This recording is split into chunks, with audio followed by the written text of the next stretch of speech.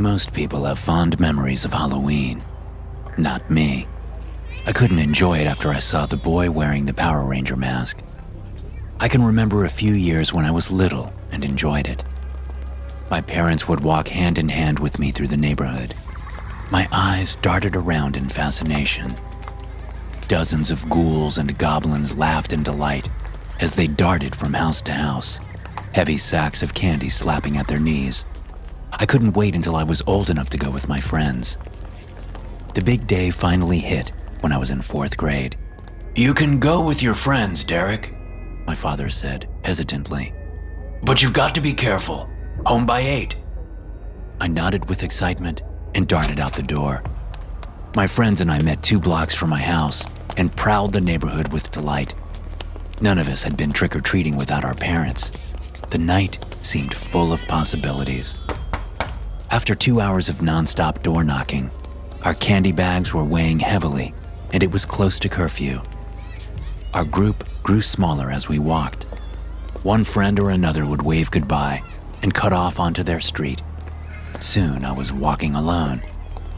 I was 4 blocks from home when I saw the little boy wearing a red Power Ranger mask. He was standing alone near a line of trees, his head darting side to side in a panic.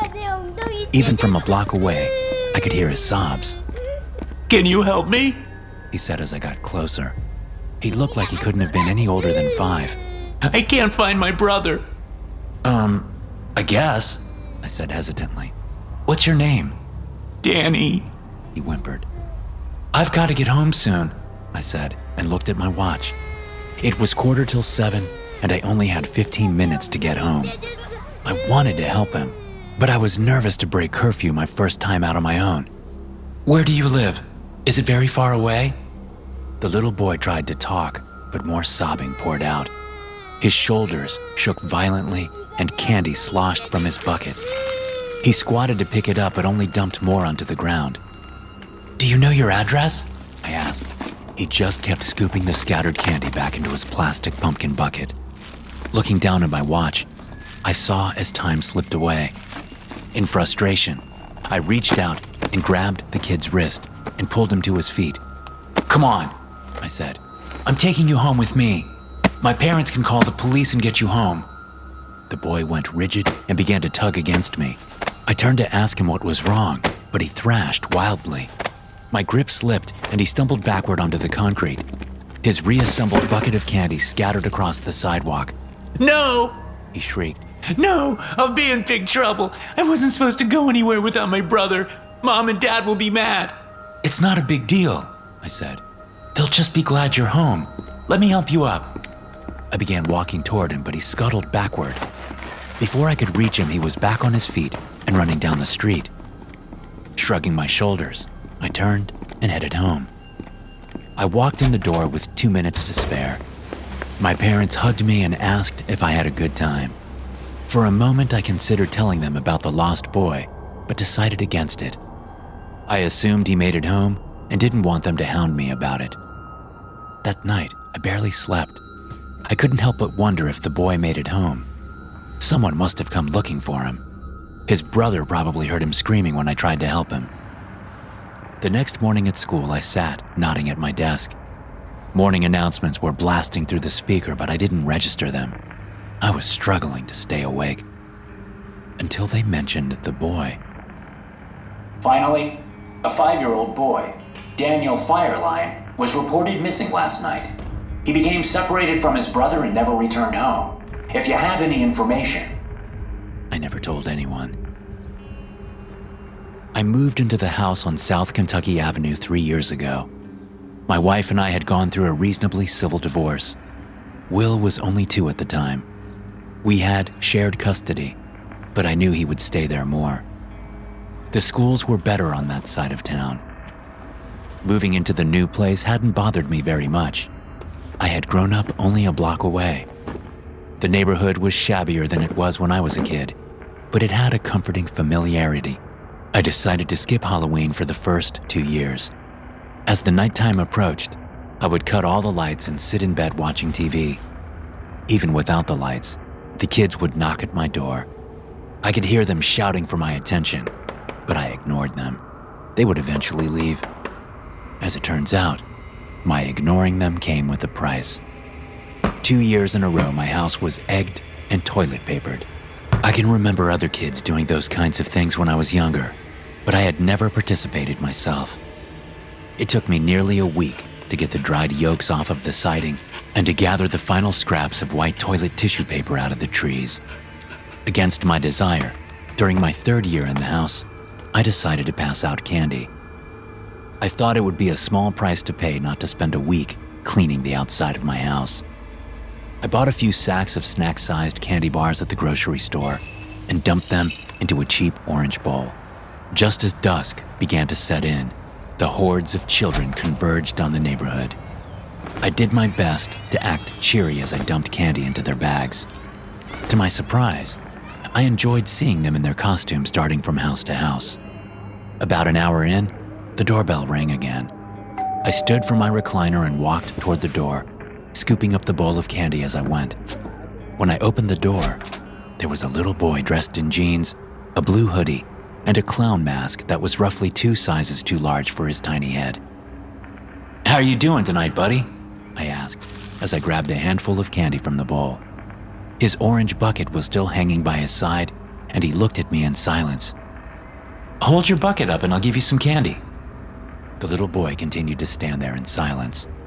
No parent or older sibling was waiting on the sidewalk for them. He was alone.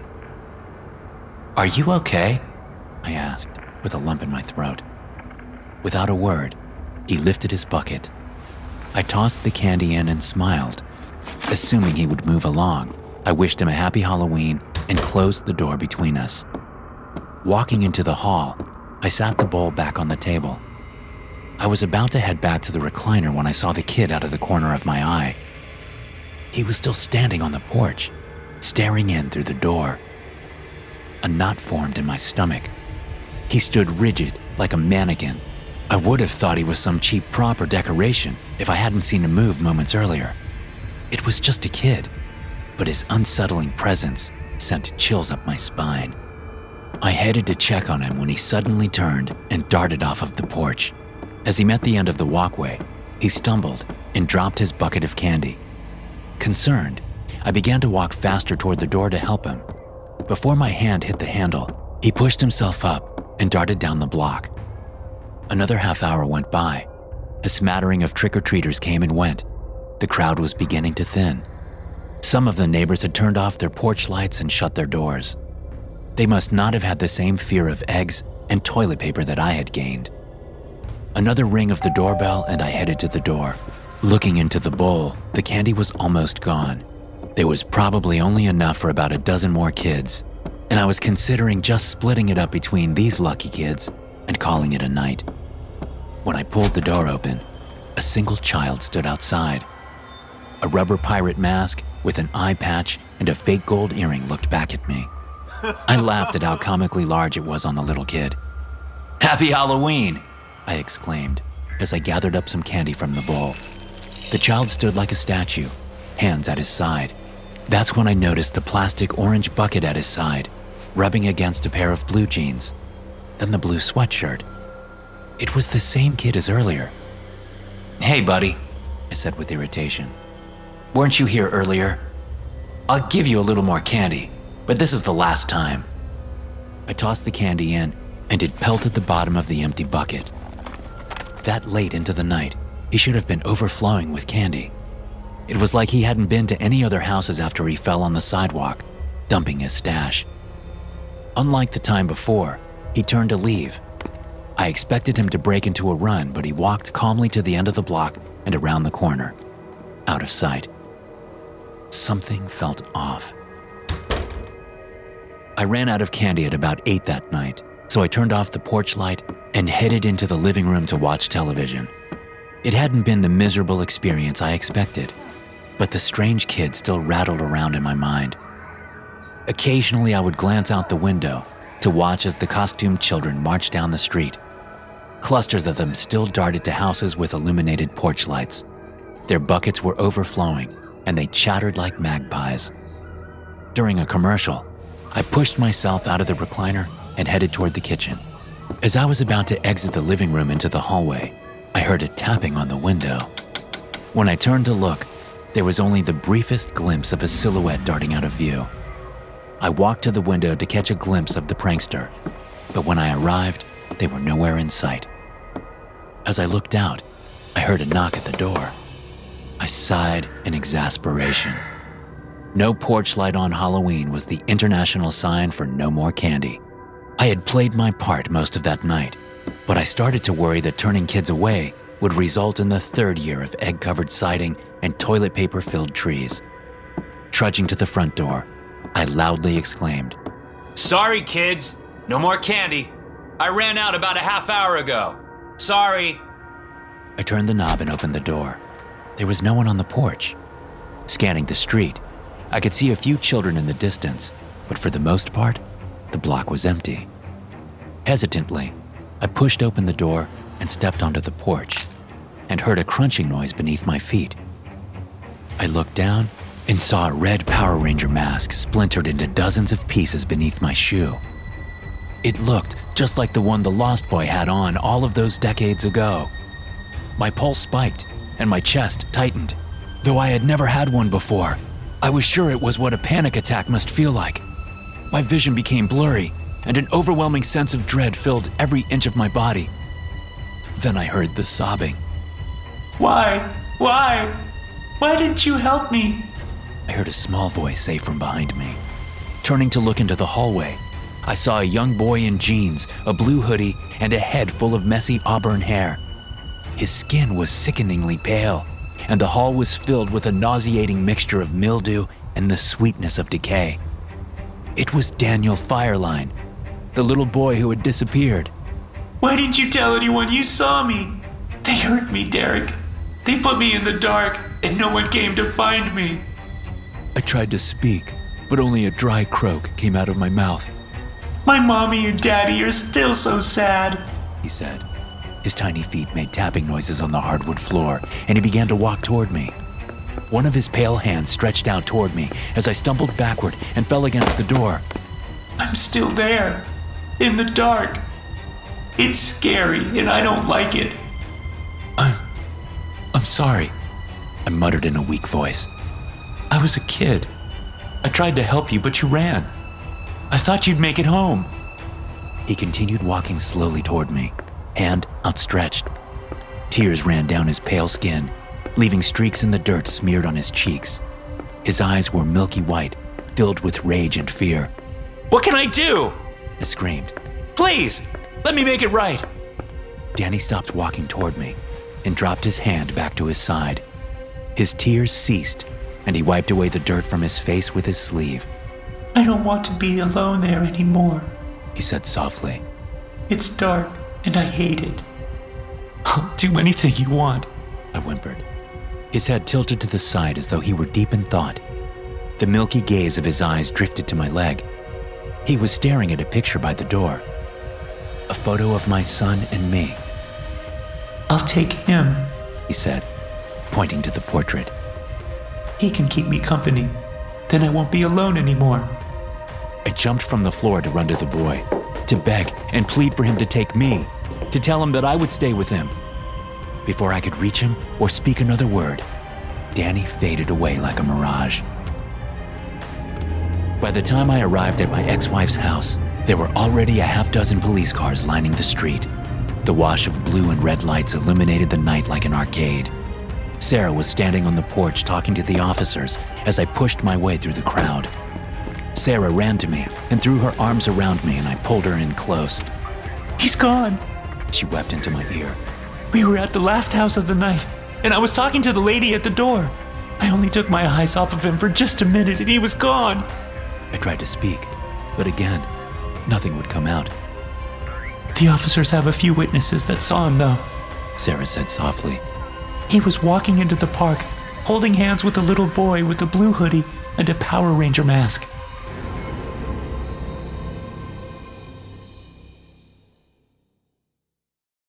My hometown loves Halloween festivals. It seems like every civic organization and business has its own little carnivals. Costume contests, cakewalks, apple bobbing, the whole 9 yards. My personal favorite was always the scarecrow competition at Hidden Spring Cave Park. Until last year, that is. I don't think the town will ever host it again. Every school in the district, and even a few businesses, would create a scarecrow and enter it in the contest. Hidden Spring Cave was a local landmark in town that featured a cave, natural spring, and walking trails for the community to use. Every October, Hidden Spring would take all of the scarecrows and place them throughout the walking trails. Joggers and families out for a stroll would walk through and admire the hard work and creativity of each one. At the end of the trail, there was a ballot box to leave votes. Whichever scarecrow received the most votes by Halloween would be awarded a $100 prize.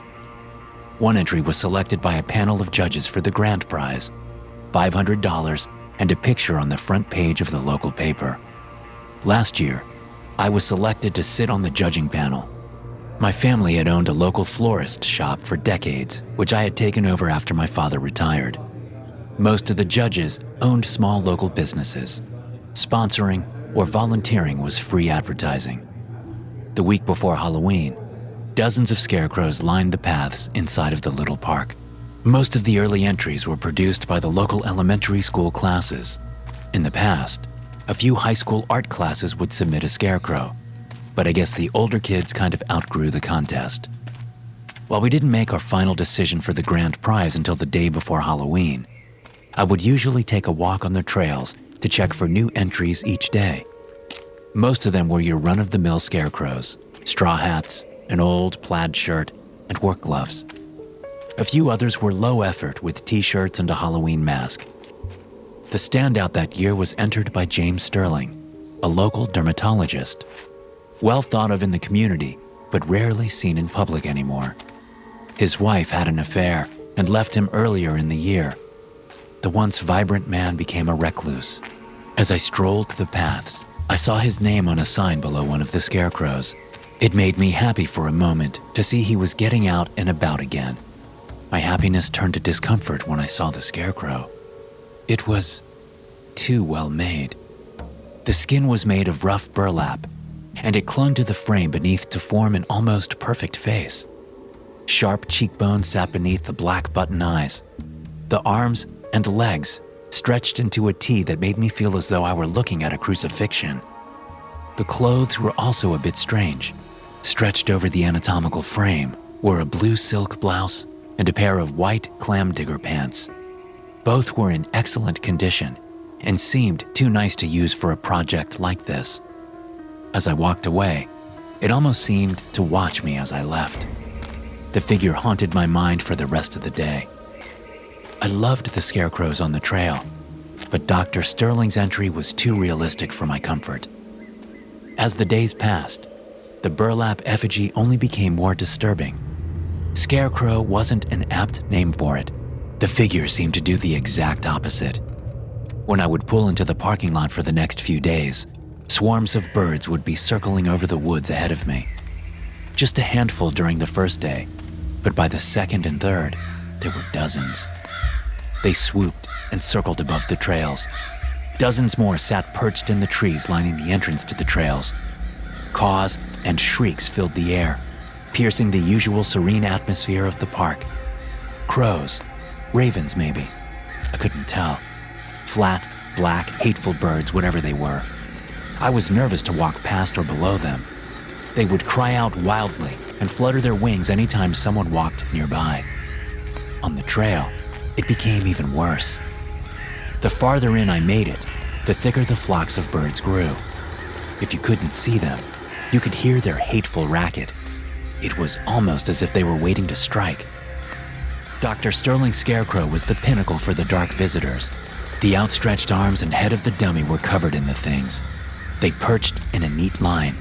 Some cawed, while others pecked at the increasingly ragged burlap face. If you drew too close to the scarecrow, the birds would flap their wings and take flight, darting above your head. A few would swoop so closely you could feel the wind rustle through your hair. A chorus of evil things would cry out from the trees until you moved away. And there was that stench. It was the fetid smell of decomposition. The cluster of obsidian birds must have killed something in the woods nearby.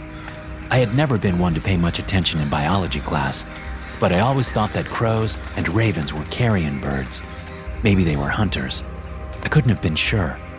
For the smell to have been that intense, they would have had to kill something nearby. Trail walkers were at an all-time low that year. I don't know if it was the birds, the smell, or the disturbing scarecrow. My guess was a combination of the three. Something had to be done. I called a few of the judges to share my concerns about the disturbing scarecrow and birds, but their responses shocked me. Most of them, while equally disturbed by Dr. Sterling's creation, thought it was the best one in the contest. Yes, they agreed it was off-putting, but that was no reason not to consider it. Before I could even recommend its removal, they stated their intentions to vote it as the grand prize winner. As a last-ditch effort, I tried calling Dr. Sterling himself. Every time I called his office, the automated voicemail system would pick up. I left a few messages and even called the emergency number, but never received a call back from him. On Halloween Day, I arrived at Hidden Springs and parked my car in the tiny lot. The other judges were waiting at the trailhead and I joined them. We talked amongst ourselves as we began to walk through the path and jotted notes on our clipboards. We were the only ones on the trail. The flock of birds was as thick as I had ever seen them. Occasionally, I would jump or stumble as one darted above our heads aggressively. The other judges reacted similarly, but no one verbalized their obvious concern. Shrieks and caws filled our ears as we neared the midway point of the trail. Dr. Sterling's scarecrow came into view. It was covered with crows. The blue blouse hung in tatters, revealing the disturbingly accurate burlap torso beneath. Ragged swaths of cloth dangled from the face as the birds pecked madly.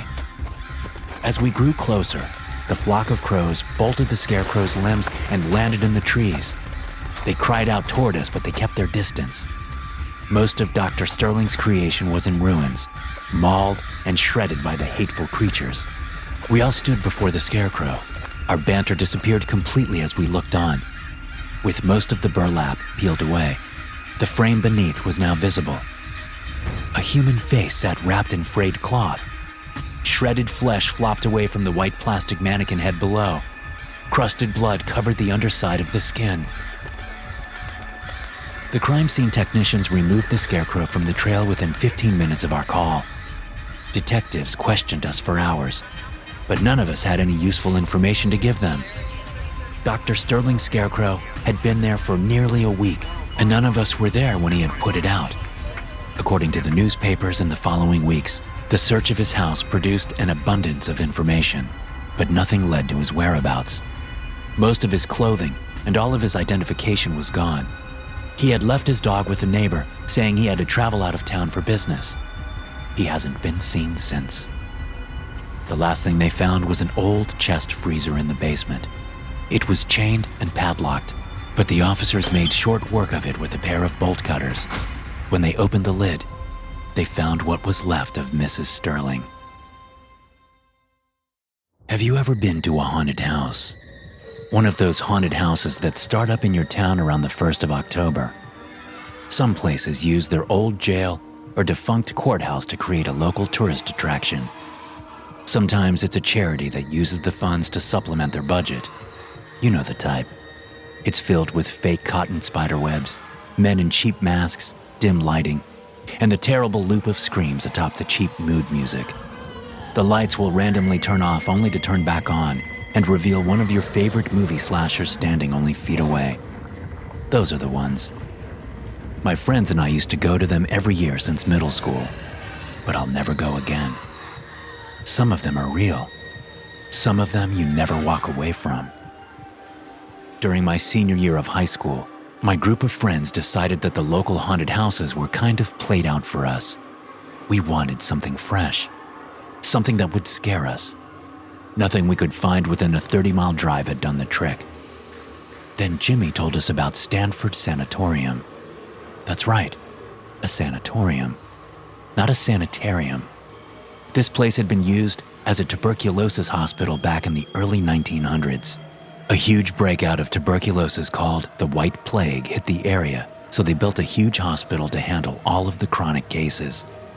Sometime in the 60s, a new medication was created to treat TB that made sanitariums obsolete. The building stood empty for a few decades after that.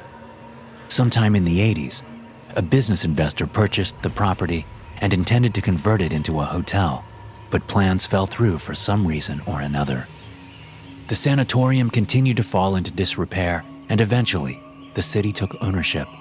They converted it into a museum dedicated to the history of the White Plague and medical history from that period. It helped pay for the upkeep, but the budget was still razor thin. That's when the city commissioner decided to offer haunted tours of the building. They proved to be a decent hit and eventually evolved into a nearly month-long haunted hospital tour during the Halloween season. It was only 2 hours away from us, and it seemed perfect. What could be scarier than a building where hundreds of people died, right? Our parents were hesitant at first, but we wore them down. We would leave town early, take the tour before it was even dark, and then head home immediately. No big deal.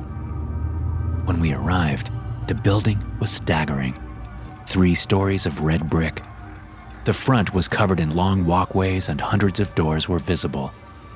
Each room was completely separated and opened up to the outdoors to provide better ventilation than architecture at the time would allow. The structure seemed sturdy, but heavy cracks and thick vines ran up the sides of the building. All of the paint flaked and peeled from the doors. Some of the windows on the top floor were broken and left uncovered. There were almost no cars in the parking lot. The sun still sat high in the sky. Who wanted to take a haunted hospital tour in the daylight? I still wish we had never gone in. Jimmy, Carlos, Steven, and I jumped out of the car and followed the signs to the admission table. A woman wearing an old-fashioned nursing outfit sat at the desk and took $5 from each of us and then slid a clipboard in front of us. It was a liability release.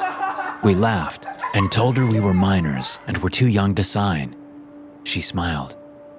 We'll need you to sign it anyway, she said in a whispering tone. You never know what could happen. We all laughed and signed the sheets of paper and handed them to her. At the time, we thought it was supposed to set the tone, but now I know she was serious. I wish we had never gone inside.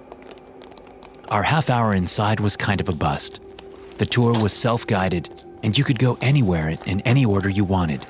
We opted to check out the patient rooms first, assuming there would be horrifying scenes, but we were quickly let down.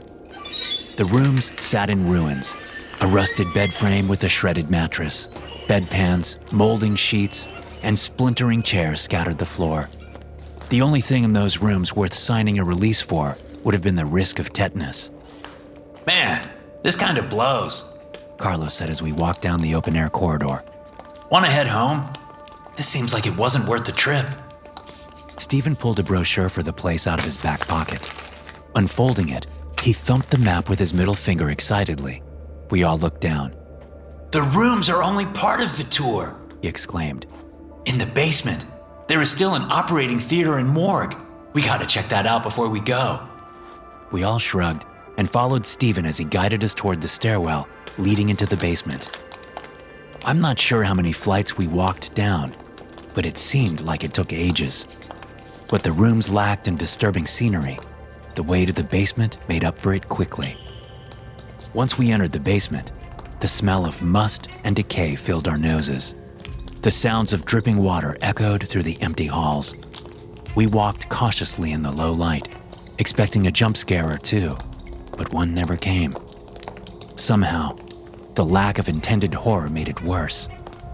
Our footsteps echoed off the grime-covered tile walls, and occasionally we would splash through a shallow puddle. None of us spoke. The ambiance of the subterranean levels had crept into our bones. As we continued walking, we could see a brighter light ahead. Looks like we're almost to the operating theater, Jimmy said as he looked at his pamphlet. According to this, we can watch a surgery in progress. Let's check it out. We reached a wall of dirty windows and saw the first people on our entire tour. 2 men in old-fashioned surgical scrubs spattered with gore stood over a body on the table. Their scalpels danced over the chest and torso of the body as the person convulsed. We're losing him. One of the men shouted.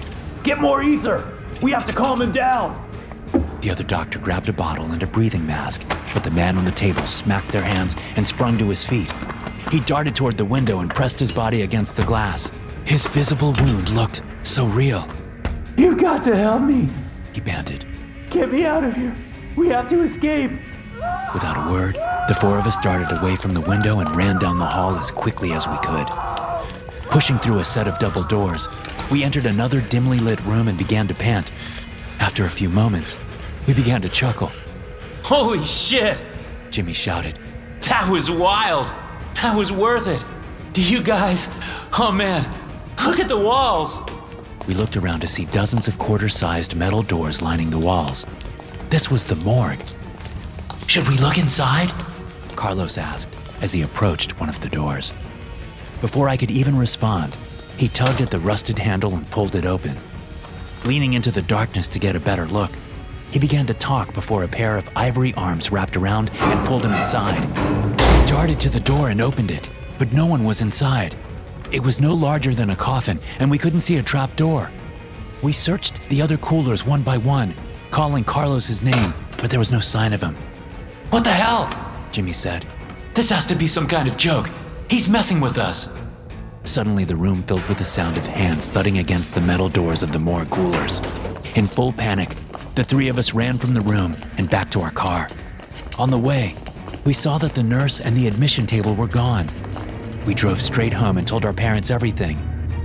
Carlos's family called the police to report their son missing.